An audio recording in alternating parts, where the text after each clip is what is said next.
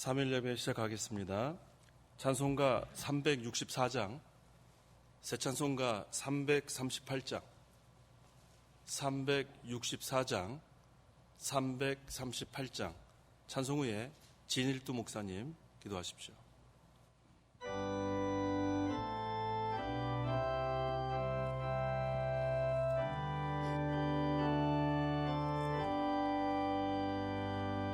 내 주를 가까이 하게 함은 십자가 짐 같은 고생이나 내 일생 소원은 늘 찬송하면서 주께도 나가기 원합니다. 내 고생하는 것 옛 야곱이 돌베개 베고 잠 갔습니다. 꿈에도 소원이 늘 찬송하면서 주께도 나가기 원합니다. 천석에 가는 길 험하여도 생명길 배나니 은혜로다. 천사 날 부르니 늘 찬송하면서 주께도 나가기 원합니다. 야곱이 잡기로 일어난 후 돌담을 쌓은 것 본받아서 숨질 때 되도록 늘 찬송하면서 주께도 나가기 원합니다.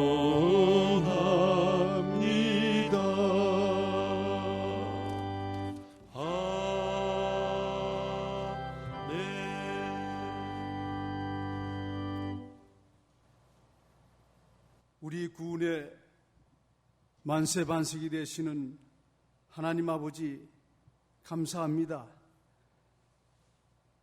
이 세상에 하나님의 택한 백성으로 환난 많고 앞길을 예측할 수 없는 불안한 험악한 세상을 살아가는 저희들이지만 저녁에도 빛이 있으리라 하신 그 하나님 말씀을 붙들고 오늘도 한날을 주 앞에 예배드리게 하시고 은혜 받는 심령으로 하나님 종을 통하여 주시는 생명의 말씀이 우리 심령 속에 생수가 되어서 감난산에서 예루살렘에서 이 생수가 넘쳐 흘러서 동수로 흐른다 했는데 오늘 우리 모든 성도님들 심령 속에 주의 종을 주의 사자를 통하여 주시는 생명의 말씀이 우리의 심령을 비옥하게 하소서. 캄캄하고 어두운 환난의 때에 빛과 소망을 가지고 평강 가운데 하나님 앞에 나아가기를 원합니다. 이 시간 우리가 하나님께 기쁨으로 나아가며 감사함으로 나아가며 찬송하면서 나아가고 만족과 하나님께 영광 돌리면서 나아가오니 이 시간 저희들을 불쌍히 여겨주시고 용납하여 주시기를 원합니다. 여호와 하나님은 크신 이 세상의 어떤 신보다 위에 계신 유일하시고 위대하신 참신이십니다. 이 신에 의해서 우리는 구원받고 영생 얻게 하셨사오니 하나님 앞에 영광을 돌리며 하나님을 송축하옵니다. 거룩하신 하나님 아버지, 이 땅에는 지독한 전염병으로 인해서 많은 사람이 죽어가고 있고 많은 사람이 고통 중에 허덕이고 있는 이때에 우리에게는 하나님께서 너희는 근심하지 말라, 너희는 근심하지 말고 하나님을 믿으니 또 나를 믿으라, 내 아버지 집에 그할 곳이 많다 하셨사오니 우리 주 예수님의 말씀을 붙들고 이 환난의 때에 저희는 생명수 되시는 주님으로 말미암아 생명길을 걸어가기를 원하며 복받는 성도가 되어서 이 어두운 때에 자기의 사명을 잘 감당하기를 원합니다. 일찍이 하나님께서 이스라엘 백성들을 광야에서 구원내실 때에 하나님의 종 모세를 통하여 자기 백성을 구원하신 하나님, 그러나 이 백성들은 물이 없어서 고난당할 때에 하나님을 떠보고 원망하고 불평하고 시험하여 싸우니 곧 머리바에서 하나님과 다투었으며 옛적 광야 마사에서 하나님을 시험하였습니다. 오늘 우리는 이와 같이 하나님 앞에 믿음으로 살기를 원한다 하여서 하나님은 우리의 왕이 되시고 그분은 목장의 백성이며 그분의 기르는 양들이고 그분 손안에 양떼들인데 우리가 마음을 완고해서 하나님의 종을 대적하고 불순종하는 일찍 이스라엘 백성들의 잘못을 우리가 답습하지 않게 도와주시고 광야의 증감을 통해서 우리의 부족함과 죄인됨을 고백하게 하시며 우리에게 당하는 환난과 역경을 통해서 하나님의 뜻을 잘 살펴서 하나님의 뜻대로 늘 회개하는 심령, 순종하는 심령이 되어서 주여 환난과 역경 당할 때에 하나님이 주신 주권인 줄 믿고 주님 앞에 무릎 숙여 부르짖는 모세처럼 될 때에 여호와 하나님께서 모세를 향하여 호렙산 앞에 여호와께서 친히 서시면서 모세로 하여금 명령하였습니다. 내 앞에 반석을 치라 할 때에 모세가 말씀에 순종하여 반석을 칠 때에 생문강수가 터져서 고난과 역경 중에 있는 이스라엘 백성을 다 살림같이 오늘 우리의 순종이 우리가 하나님 앞에 신앙함이 하나님을 기쁘게 하는 줄 믿고 우리에게 주신 질서를 따라서 하나님 구원운동에 잘 충성하고 이바지할 수 있도록 하나님 믿음을 다하여 주시기를 원합니다. 우리 하나님을 사랑함으로 우리가 역경과 환난 중에도 항상 하나님 앞에 기쁘게 나아가게 하시고 감사함으로 나아가게 하시고 하나님을 찬송함으로 나아감으로 우리의 하나님은 위대하신 하나님이시고 크신 하나님이심을 기억하면서 지난날 역경 중에서도 애굽 땅 바르게 종됐던 가운데서도 하나님께서 10가지 재앙으로 구원해 주시고 원수 애굽 군대를 다 밀어주신 그 하나님의 역사가 우리가 닥치는 환난과 연병에서도 하나님이 구원해 주시고 형통케 하시고 우리를 성립케 하실 줄 믿고 주여 광야에서 그의 분의 음성을 들을 때에 마음이 완고하여 거역하던 자들과 같이 거역하지 말고 하나님이 우리에게 주시는 참된 안식과 평강을 누리는 복된 저희들 다 될 수 있도록 하나님 은총을 베풀어 주시기를 원합니다. 이 시간 주의 사자를 능력의 장중에 붙잡아 주셔서 모세와 함께 하신 하나님께서 주의 종과 함께 하셔서 저희를 진리 가운데로 생명수 가운데 인도하시기에 부족하며 깨도와 주시고 너희는 아무것도 염려하지 말고 오직 모든 일에 기도와 간구로 너희 구할 것을 감사함으로 하나님께 아뢰라. 그리하면 모든 지각에 뛰어난 인간 지각에 뛰어난 하나님의 평강이 너희 마음과 생각을 지키신다 하였사오니 우리의 모든 염려와 근심을 주님 앞에 내려놓고 우리가 살아도 주를 위하여 살고 죽어도 주를 위하여 죽나니 사나 죽으나 주의 것임을 고백하게 하시고 하나님 구원운동 세미운동에 잘 충성하고 순종하고 이바지해서 하나님 앞에 상급받는 저희들 다 되게 도와주시기를 원합니다. 창고라는 전염병을 통해서 우리 주 예수님의 재림에 가까운 줄 믿고 하나님 앞에 날마다 아름다운 신앙 고백을 통해서 나의 힘이 되신 여호와여 내가 주를 사랑합니다. 여호와는 나의 반석이시요 산승이시요 구원의 뿌리시요 피난처에 있음을 고백함으로 하나님께 영광 돌리게 하옵시며 이 시간도 저희들을 진리 가운데 인도하여 주시옵소서. 예배 시작하는 처음 시간이 오니 마치는 시간까지 주 성령께서 함께 우리를 인도 주장하여 주시기를 원하며 예수님의 이름으로 감사하며 기도하옵나이다. 아멘.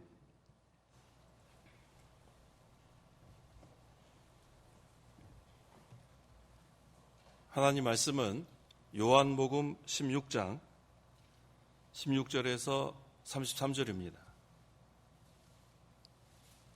요한복음 16장 16절에서 33절 말씀.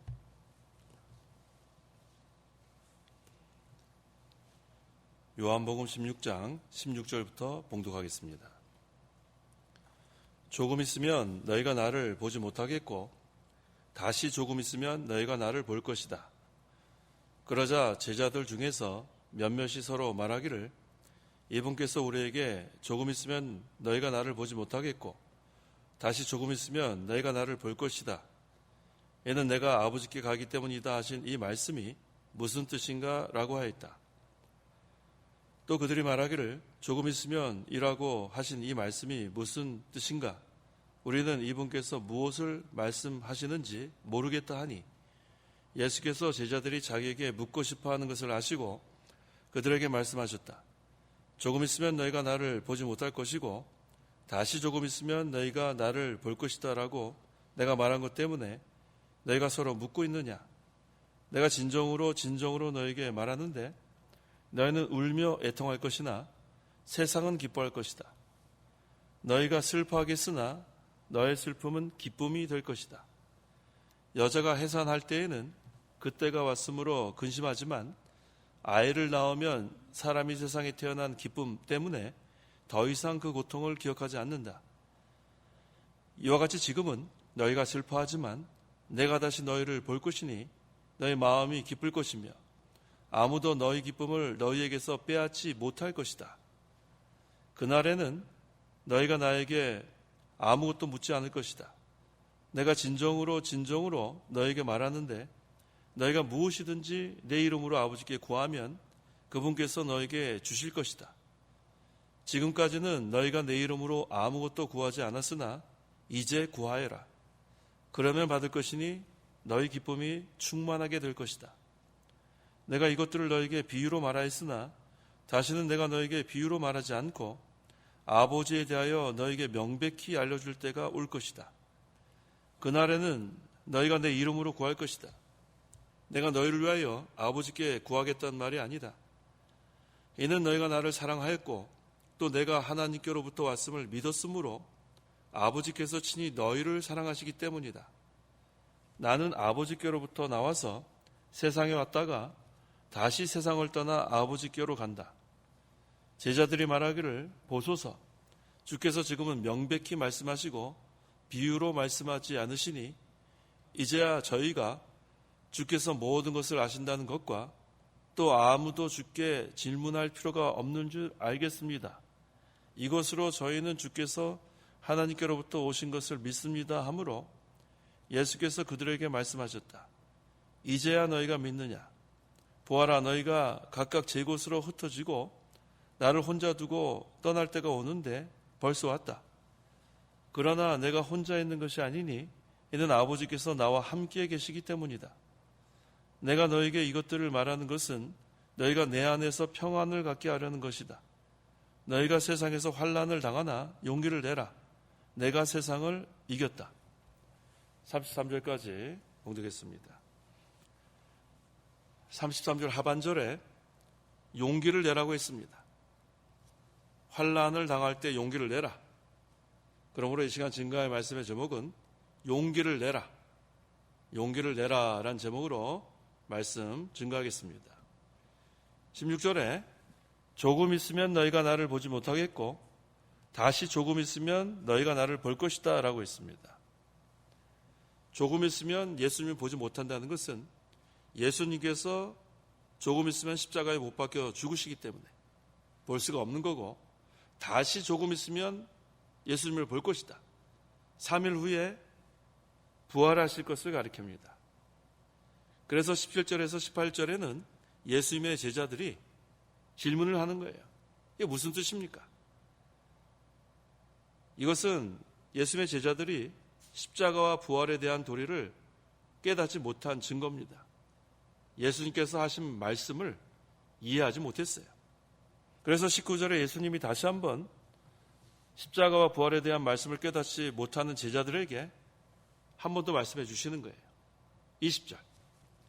내가 진정으로 너에게 말하는데 너희는 울며 애통할 것이나 세상은 기뻐할 것이다. 너희가 슬퍼하겠으나 너희 슬픔은 기쁨이 될 것이다. 예수님께서 십자가에 못 박히게 되면 제자들은 선생님을 빼앗기게 됩니다. 그래서 슬퍼할 것이다. 하지만 세상은 오히려 기뻐합니다. 자기들이 승리한 줄 알고. 예수님께서 십자가에서 죽으실 때 제자들은 슬퍼하겠지만 세상은 기뻐합니다. 이건 십자가에 달려 죽으실 때 말하는 거예요. 그런데 예수님께서 부활하시면 슬픔이 변하여 기쁨이 된다는 거예요. 이것을 비유로 말씀하십니다. 21절. 여자가 해산할 때에는 그때가 왔으므로 근심하지만 아이를 낳으면 사람이 세상에 태어난 기쁨 때문에 더 이상 그 고통을 기억하지 않는다. 예수님께서 십자가에 달려 죽으실 때는 제자들이 슬퍼합니다. 그런데 예수님께서 부활하실 때는 기뻐합니다. 그걸 어떤 비유로 여기서 말씀하셨냐 하면 마치 여자가 해산할 때 그 고통으로 인해서 근심합니다. 하지만 해산한 다음엔 그 아이 때문에 기뻐한다는 거예요. 이와 같다는 겁니다. 그래서 성도가 고난을 당할 때, 환난과 핍박을 받을 때도 마찬가지예요. 고난이 올 때, 환난을 당할 땐 잠깐 근심합니다. 그런데 그 근심하는 동안에 거기서 멈추면 안 되고 그 시간에 하나님을 의지하면서 부르짖는 게 중요한 거예요. 하나님의 능력으로 환난과 시험을 통과할 수 있게 해달라고 부르짖는 것.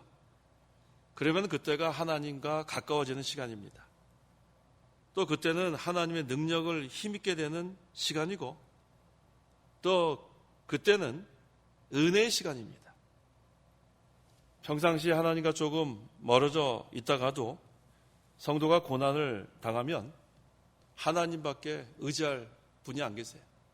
전적으로 하나님께 부르짖으니까 하나님이 가까워져요. 하나님이 가까워질 때가 은혜 생활하는 때입니다.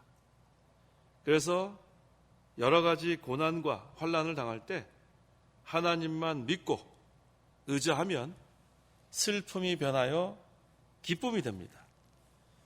십자가 다음에는 부활이 있습니다. 우리에게는 슬픔 다음에 반드시 슬픔이 변하여 기쁨이 되는 시간이 있는 줄 믿고 나가는 거예요. 그게 바로 소망입니다. 그래서 22절에 이와 같이 지금은 너희가 슬퍼하지만 내가 다시 너희를 볼 것이니 너희 마음이 기쁠 것이며 아무도 너희 기쁨을 너희에게서 빼앗지 못할 것이다 라고 했습니다. 부활하신 예수님을 만난 기쁨은 아무도 빼앗을 수 없는 기쁨입니다. 내가 다시 너희를 볼 것이니 예수님께서 부활하셔서 제자들을 다시 만나볼 것을 가리킵니다. 예수님이 십자가에서 죽으신 다음에 제자들과 또 따르던 여인들이 상당히 근심 가운데 있었는데 부활하신 예수님을 만난 그 여인들은 얼마나 기뻤어요. 또 제자들도 기쁘고 그 다음엔 돌아가서 막 전했습니다. 그래서 중요한 것은 부활하신 예수님을 만나는 거예요. 예수님을 만나려면 예수님께 나아가야 합니다. 수고하고 무거운 짐진 자들아, 다 내게로 와라. 우리를 부르실 때 그 부르심에 응하는 것, 효과적 부르심. 이것은 하나님이 택한 백성에게만 효과적 부르심이 있는 거예요. 모두 내게로 와라 했지만 모두 오지 않습니다. 믿기로 작정된 자만 믿더라. 그런데 우리가 예수님의 그 부르심에 우리가 예수님 앞에 나아올 수 있는 것, 이 효과적 부르심, 우리에게 적용된 거 너무 감사해요.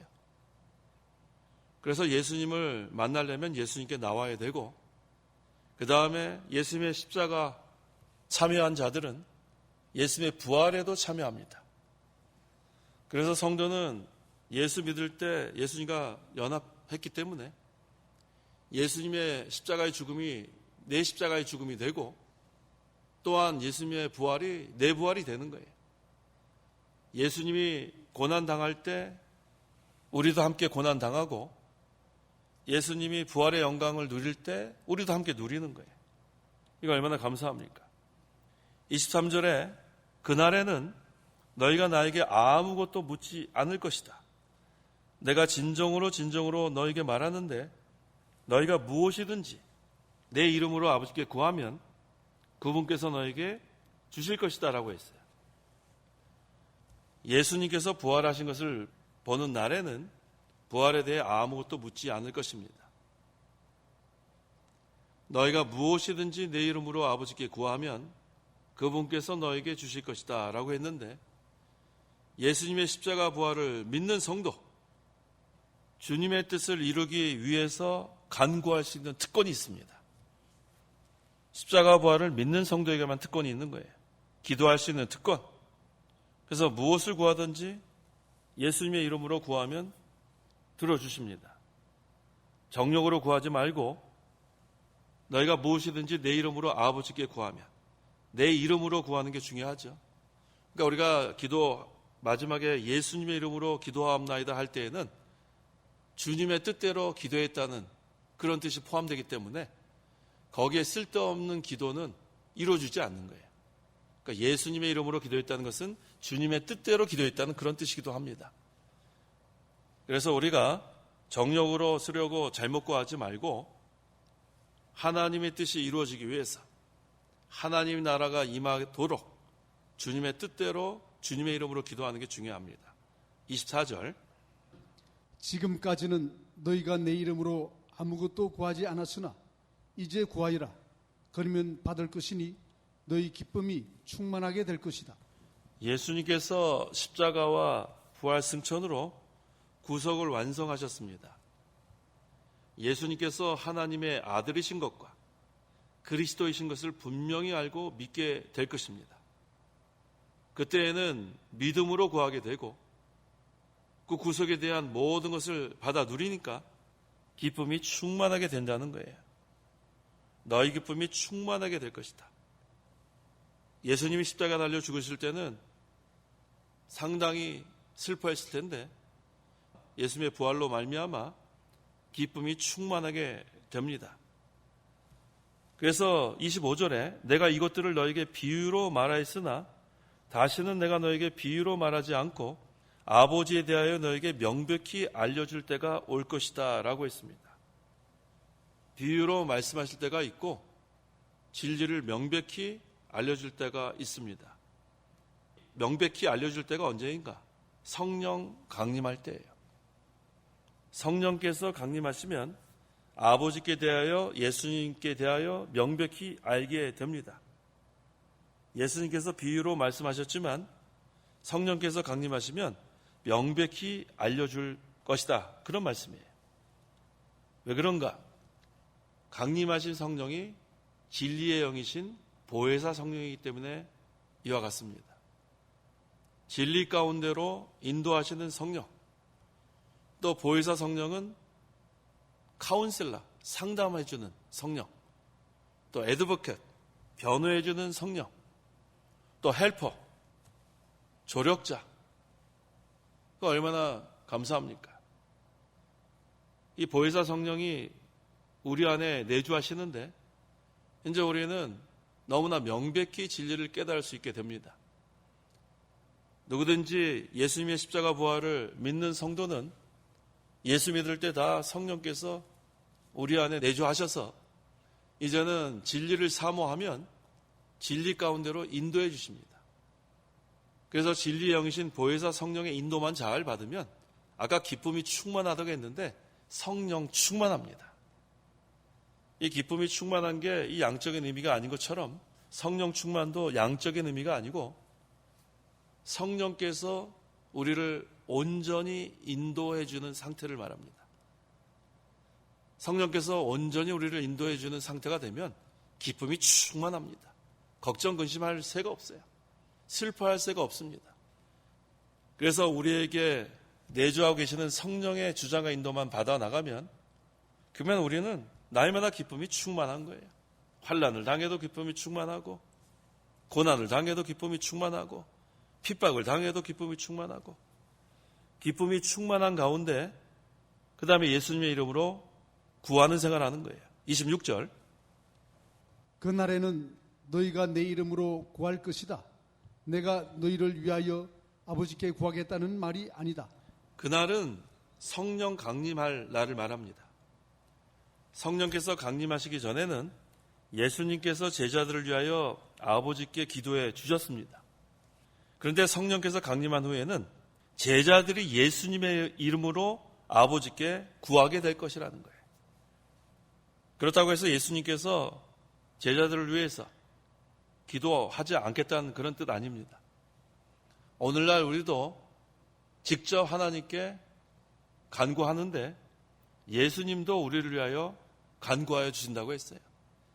로마서 8장 34절 하반절에 그분께서는 하나님 오른쪽에 계시며 우리를 위하여 간구하여 주신다라고 했습니다. 이게 바로 중보기도예요. 중보자는 한 분입니다. 예수님만 우리를 위해서 중보할 수 있는 분이에요. 여기서 하나님 오른쪽은 장소적인 오른쪽이 아니에요. 하나님은 영이시기 때문에 장소적인 오른쪽이 없습니다. 여기서 하나님 오른쪽은 중요한 자리, 요긴한 자리, 능력의 자리를 여기서 의미합니다. 그리스도께서 지금도 우리를 위해서 간구해 준다는 것이 참 우리에게 용기를 낼 수 있는 근거가 됩니다. 나 혼자서 기도하는 줄 알았는데 예수님께서 우리를 위하여, 나를 위하여 간구하고 계신다는 생각해 보면 용기가 생기는 거예요. 그리스도께서 우리의 영적 성장과 우리 몸의 구속과 그리스도의 형상을 입어나가는 일을 위해서 간구해 주시는 거예요. 또 우리를 능력의 손으로 붙들어 주십니다. 그러니까 낙심할 새가 없어요. 낙심할 필요도 없고 슬퍼할 필요도 없고 용기를 내야 합니다. 어떠한 환난을 당할지라도 고난에 처할지라도 용기를 내는 거예요. 히브리서 7장 25절에도 자신을 통하여 하나님께 나오는 자들을 온전히 구원하실 수 있으니 그분은 항상 살아서 그들을 위하여 간구하신다라고 했습니다. 누구를 위해서 간구하시는가? 하나님께 나오는 자를 위해서 간구하시는 거예요. 하나님께 나온다는 것은 하나님 만난다는 거예요. 예수님은 어떠한 직분으로 오셨냐 하면 3직을 다 갖고 오셨어요. 제사장, 선지자, 왕. 특별히 이 제사장 직분은 백성의 죄를 정결케 해서 죄에서 건져주는 그러한 직분입니다. 율법으로 세움을 받은 그 레위 자손, 그 제사장들이 드리는 율법에 의한 제사로는 죄인을 온전히 정결케 할 수 없습니다. 죄인을 살려낼 수도 없습니다. 그런데 우리에게 오신 예수님은 어떤 제사장이냐면 특별 제사장. 일반적인 제사장이 아니고 특별한 제사장, 영원한 제사장이십니다. 이 특별한 제사장이고 영원한 제사장이신 예수 그리스도는 자기 몸을 속죄제물로 바친 거예요. 그래서 우리를 살려낼 수 있습니다.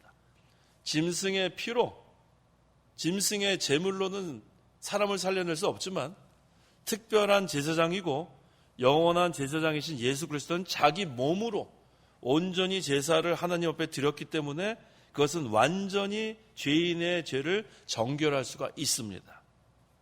그래서 예수 그리스도를 믿는 자들은 모든 죄를 다 용서함 받는 거예요.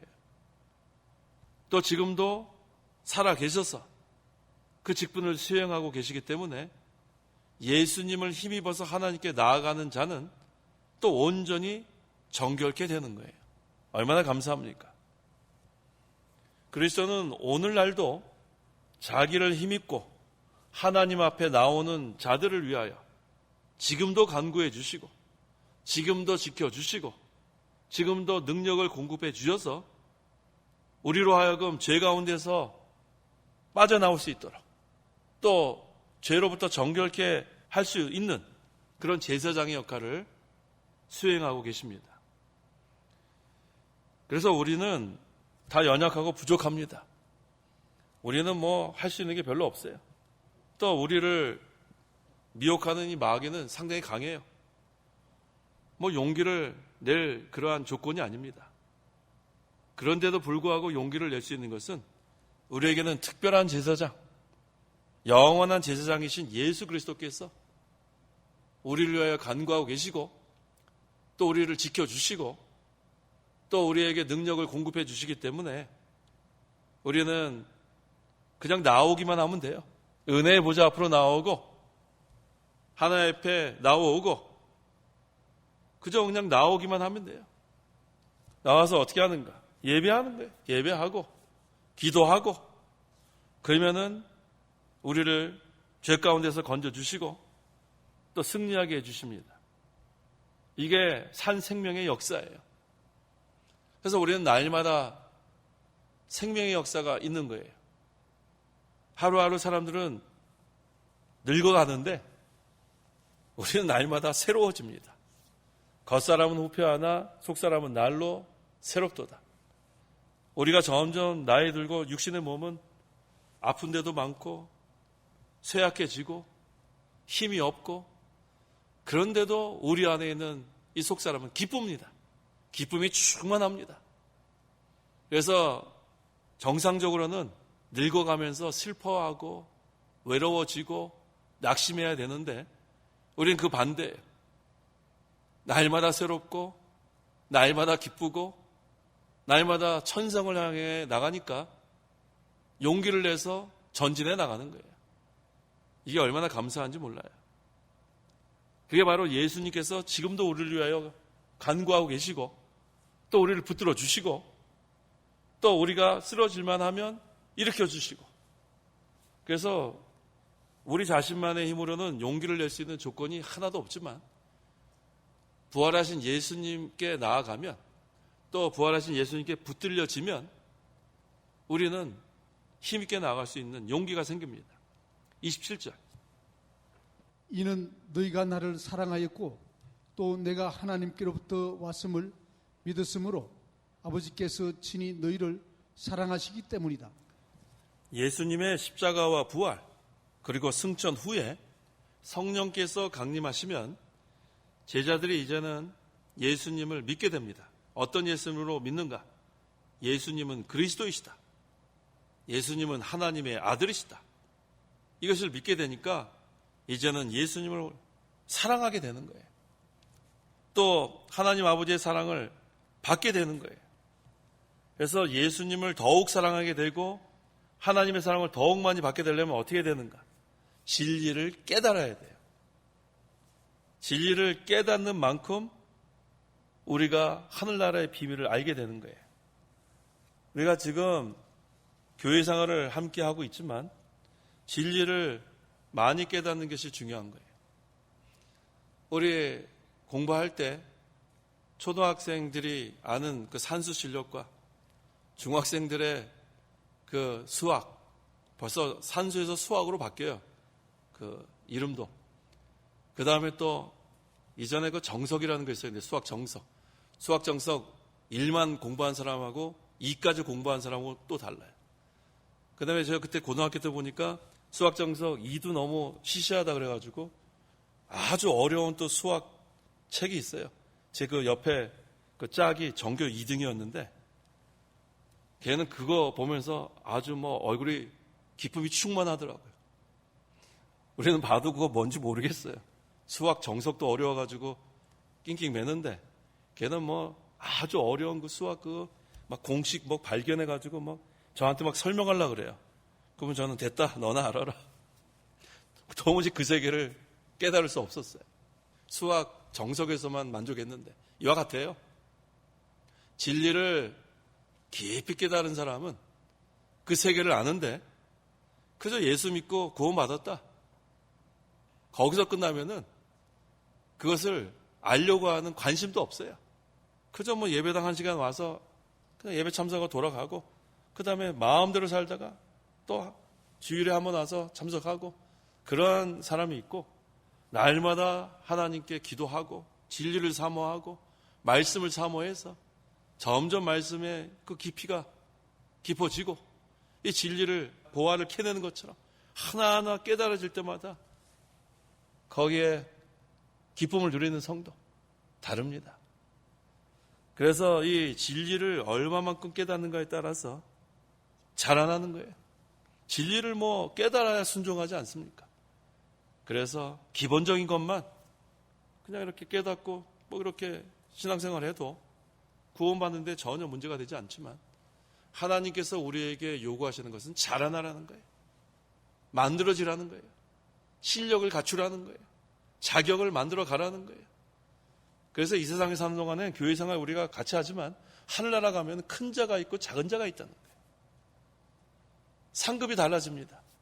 그래서 진리를 사모하고 진리의 세계를 더욱더 우리가 맛보고 깨닫고 진리를 깨닫고 순종하고 그게 그렇게 중요한 거예요. 그래서 지금 이 제자들은 이제 예수님의 십자가 부활 그리고 승천하신 후에 성령께서 강림하신 후에야 확실하게 더욱 예수님을 사랑하고 그 다음에 하나님의 사랑을 받게 된다는 그런 뜻입니다. 28절. 나는 아버지께로부터 나와서 세상에 왔다가 다시 세상을 떠나 아버지께로 간다. 예수님은 하나님께로부터 나신 영원하신 성자입니다. 하나님 아버지께서 세상에 보내셔서 세상에 오셔서 사명을 다하신 후에 하나님 아버지께로 가실 것을 말씀하셨습니다. 그러므로 주님이 가시는 일로 인하여 근심할 필요가 없다는 거예요. 29절에서 31절. 제자들이 말하기를 보소서 주께서 지금은 명백히 말씀하시고 비유로 말씀하지 않으시니 이제야 저희가 주께서 모든 것을 아신다는 것과 또 아무도 주께 질문할 필요가 없는 줄 알겠습니다. 이것으로 저희는 주께서 하나님께로부터 오신 것을 믿습니다 하므로 예수께서 그들에게 대답하셨다. 이제야 너희가 믿느냐? 제자들은 예수님께서 하나님께로 가실 것과 다시 오실 것과 성령 강림에 대하여 분명히 말씀해 주시는 것을 듣고 그의 전지하심과 예수님께서 그리스도이심을 믿고 고백했습니다. 예수님께서 그들이 믿는 것을 기뻐하셨습니다. 32절에 보아라 너희가 각각 제 곳으로 흩어지고 나를 혼자 두고 떠날 때가 오는데 벌써 왔다. 그러나 내가 혼자 있는 것이 아니니 이는 아버지께서 나와 함께 계시기 때문이다 라고 했습니다. 예수님께서 십자가에 못 박히기 위하여 잡혀갈 때 제자들이 다 도망할 것을 그래서 미리 말씀해 주시는 거예요. 제자들이 믿는 자지만 아직 육체에 속한 연약한 자들이기 때문에 예수님 버리고 도망할 자들이었습니다. 그런데 제자들이 버리고 도망할 때도 예수님은 혼자 계신 것이 아니라고 했어요. 왜냐하면 하나님 아버지께서 예수님과 함께 계셨기 때문에 예수님께서는 항상 하나님 아버지와 함께 계십니다. 예수님은 아버지께서 함께 계시는 것으로 만족하신 거예요. 예수님은 온전히 하나님만 의뢰하는 신앙, 이게 중요한 거예요. 환난과 어려움을 당할 때도 하나님 아버지만 의뢰하는 신앙이 중요한 거예요. 사람이 도와줄 수 있는 것은 한계가 있지만 하나님 아버지께서 도와주시는 것은 무한대입니다. 언제든지 간구하면 계속해서 도와주시는 하나님. 하나님이 우리의 방패가 되어주시고 병기가 되어주시고 위로가 되어주시고 생명이 되어주시기 때문에 사람 의지하지 말고 하나님만 의지하라는 거예요. 하나님 아버지 하고 하나님께 간구하면 하나님이 도와주십니다. 33절 같이 한번 읽겠습니다. 시작. 내가 너희에게 이것들을 말하는 것은 너희가 내 안에서 평안을 갖게 하려는 것이다. 너희가 세상에서 환난을 당하나 용기를 내라. 내가 세상을 이겼다. 지금 여기 오늘 본문이 요한복음 16장 16절에서 33절인데 그 앞에 순서적으로 보면 예수님께서 요한복음 14장 1절에 너희는 마음에 근심하지 마라 했습니다. 하나님을 믿고 또 나를 믿어라. 그 다음에 요한복음 15장에는 환난과 핍박이 올 것을 말씀해 주시고 그 다음에 16장에서 예수님의 죽음과 부활과 성령 강림에 대해서 말씀하시고 그 다음에 결론적으로 본문 33절 상반절에 내가 너희에게 이것들을 말하는 것은 너희가 내 안에서 평안을 갖게 하려는 것이다. 결론이 뭐냐? 우리가 예수님 안에서 평안을 갖게 하려는 것이 결론이에요. 그래서 14장에서 마음에 근심하지 마라. 또 환난과 핍박이 올 거다. 예수님이 죽고 부활하고 성령 강림하실 거다. 이런 모든 것을 말씀하신 다음에 결론이 너희가 내 안에서 평안을 갖게 하려는 것이다로 끝나는 거예요. 그래서 용기를 내라는 거예요. 용기를 내라. 용기를 내는 사람은 그 안에 이미 평안이 있는 사람이에요. 낙심하는 사람이 무슨 용기를 냅니까? 슬퍼하는 사람이 무슨 용기를 냅니까? 걱정하는 사람, 근심하는 사람이 무슨 용기를 냅니까? 용기를 낼 수 있는 사람은 그 안에 평안이 있는 자들이에요. 그래서 33절에 내가 너에게 이것들을 말하는 것은 이제 결론을 얘기하는 거예요. 내가 너에게 이것들을 말하는 목적은 너희가 내 안에서 예수님 안에서 평안을 갖게 하려는 것이다. 그렇게 결론을 맺고 그 다음에 뭐라고 하냐면 이제 너희가 세상에서 환난을 당하지만 용기를 내라는 거예요. 용기를 내라. 내가 세상을 다 이겼으니까 이제 편안한 마음을 갖고 용기를 내라. 이게 예수님께서 우리에게 하시는 말씀이에요. 우리가 사는 이 세상이 평안할 때가 별로 없을 거예요. 예수님께서 이제 오실 날이 점점 가까우는데 여러 가지 그 말세의 현상들 성경에서 다 증거하고 있지 않아요? 전쟁과 전쟁의 소문, 뭐 지진, 또 기근, 또 요즘은 전염병, 뭐 평안할 데가 없습니다. 그래서 우리가 이런 세상을 바라보면 풍랑이 있는 것과 비슷해요. 어떻게 편안하겠습니까? 하지만 우리가 바라봐야 되는 것은 세상이 아니에요. 예수님만 바라보는 게 예수님만. 베드로가 물 위를 저벅저벅 걷다가 그 성난 파도를 보니까 물에 빠졌어요. 실족합니다. 하지만 예수님 바라보면 저벅저벅 걸어갈 수 있었어요. 그래서 히브리서 12장 2절에 이전 성경에 믿음의 주여 또 온전케 하시는 이인 예수를 바라보자 그랬다고요. 우리 바른 성경에는 믿음의 창시자이며 완성자이신 예수님을 바라보자. 저는 기도할 때 이전 성경 그 성경 구조를 기도해요. 믿음의 주여 또 온전케 하시는 이인 예수를 바라보자. 그러면은 어느 순간에 마음에 편안함이 옵니다. 예수님 바라보니까. 그 다음 용기가 나요. 어떤 용기가 나는가? 물 위를 저벅저벅 걸어갈 수 있는 용기가 나는 거예요.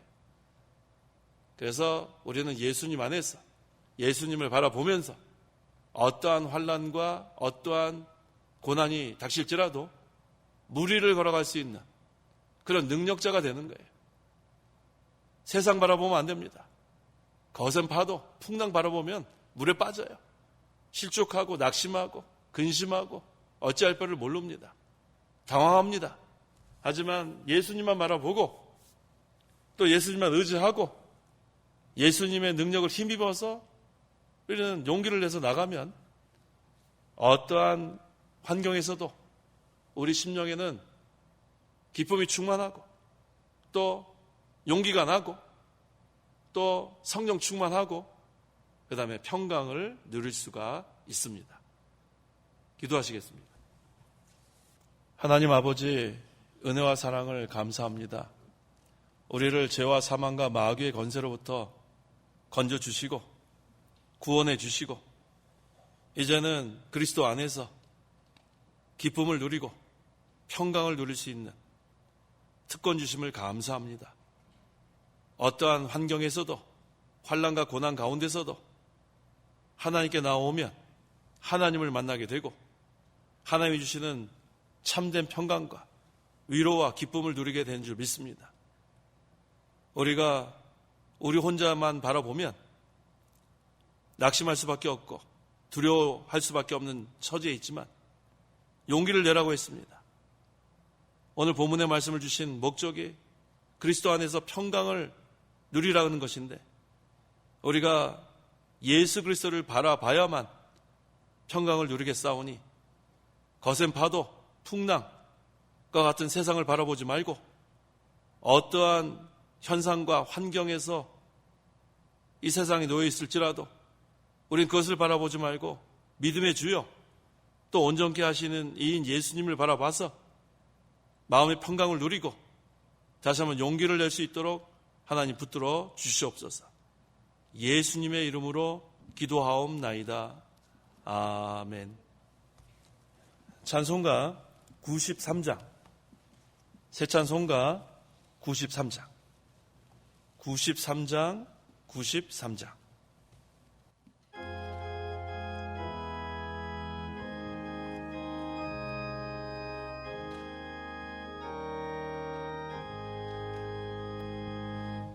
예수는 나의 힘이요 내 생명 되시니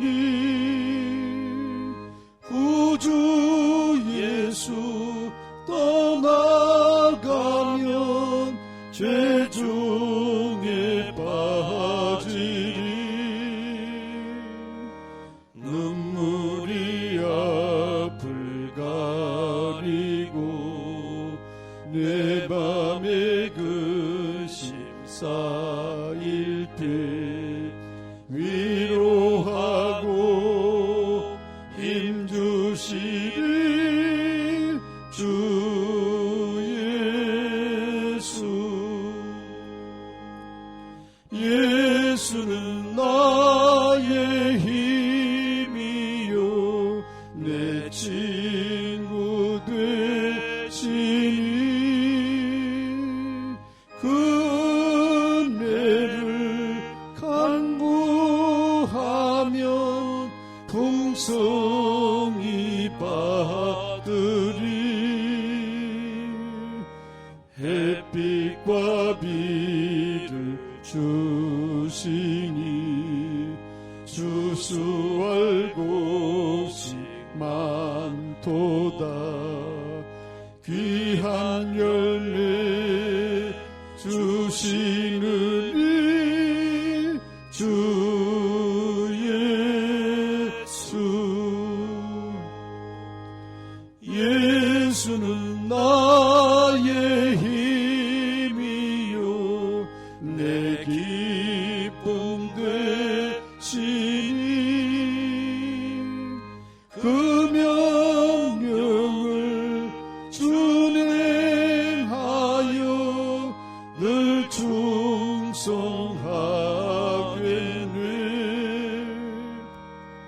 주야로 보호하시며 바른 길 가게 하시니 의지하고 따라갈리 주 예수. 예수는 나의 힘이요 되시니 이 세상을 떠나갈 때 곧 영생 얻으리. 한없는 복을 주시고 영원한 기쁨 주시니 나의 생명 나의 기쁨 주 예수.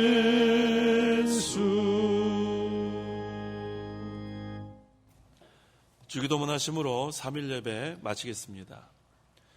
하늘에 계신 우리 아버지여, 이름이 거룩히 여김을 받으시오며 나라의 임하옵시며 뜻이 하늘에서 이룬 것 같이 땅에서도 이루어지이다.